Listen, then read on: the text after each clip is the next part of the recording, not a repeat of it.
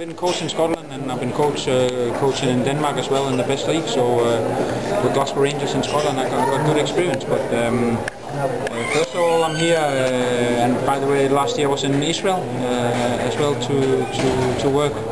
I'm a pro licensed football coach, so I'm traveling a lot around, and I came here yesterday, and it's a great experience for me to meet new people and be a guest of the people of the new club here. It's a great thing they're going to do, and from the first second I came, I feel very, very welcome. Friendly people here and people with ambition, and especially I can see that they got a massive attitude to build a good club here and to make success in Serbian football. So that's one major point if you start up a new club. And the one thing I'm here for is just to have a look and meet people and see what it is.